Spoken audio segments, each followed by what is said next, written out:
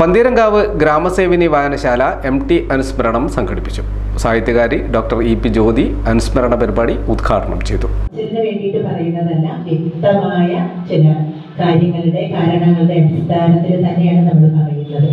ചില എഴുത്തുകളിൽ ചില അദ്ദേഹത്തിൻ്റെതായ ആ ഒരു വ്യക്തിബോധം അല്ലെങ്കിൽ അദ്ദേഹത്തിൻ്റെതായ ചില കാഴ്ചപ്പാടിന്റെ അടിസ്ഥാനത്തിൽ അദ്ദേഹം തന്നെ പറഞ്ഞിട്ടുണ്ട്, എന്റെ സ്വന്തം കാഴ്ചപ്പാടാണ് അല്ലെങ്കിൽ എൻ്റെ സ്വന്തം വീക്ഷണഗതിയാണ് എന്നൊക്കെ അദ്ദേഹം തന്നെ പലപ്പോഴും പറഞ്ഞിട്ടുണ്ട്. അങ്ങനെയൊക്കെയുള്ള രചനകളും ഉണ്ടായിട്ടുണ്ട്.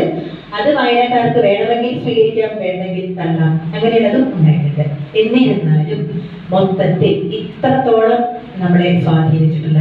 അത് വെറുതെ സ്വാധീനമല്ല. പ്രത്യേകിച്ച് അദ്ദേഹത്തിന്റെ കഥകളും ഏതാപ്പം നോവലുകളായാലും ശരി, കഥകളായാലും ശരി, തിരക്കഥയായാലും ശരി, നാടകമായാലും യാത്രാ വിവരണമായാലും വിവർത്തന ഗ്രന്ഥങ്ങളും ഏറെയുണ്ട് അദ്ദേഹത്തിന്റെ.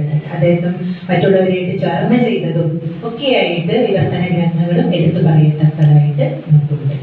അപ്പോൾ ഓരോന്നിപ്പം നേരത്തെ ഇവിടെ സൂചിപ്പിച്ചതുപോലെ തന്നെ സംബന്ധിച്ചിടത്തോളം എഴുത്ത് പറയുന്നത് എനിക്കൊരു ഹോബിയല്ല, അതെന്നെ സംബന്ധിച്ചിടത്തോളം എൻ്റെ സ്വപ്നമാണ്, എനിക്കതൊരു വേദനയാണ്. അതിൽ നിന്ന് മാറി നിൽക്കാൻ എനിക്ക് ഒരിക്കലും സാധിക്കുന്നില്ല. അതുകൊണ്ട് തന്നെ പല അദ്ദേഹത്തിന്റെ ചെറുകഥകൾ, പ്രത്യേകിച്ചും ചെറുകഥകളുടെ രചനയ്ക്ക് ശേഷം അദ്ദേഹം പറഞ്ഞിട്ടുണ്ട്, വല്ലാത്തൊരു പ്രശാന്തത എന്നെ ഇങ്ങനെ മൊത്തത്തിൽ മൂടിക്കിടക്കുന്നതായിട്ട് എനിക്ക് തോന്നിയിട്ടുണ്ട്. വായനശാല പ്രസിഡന്റ് N മുരളീധരൻ അധ്യക്ഷനായി. Secretary KP Mohanan, KP Shibu Prasad തുടങ്ങിയവർ സംസാരിച്ചു.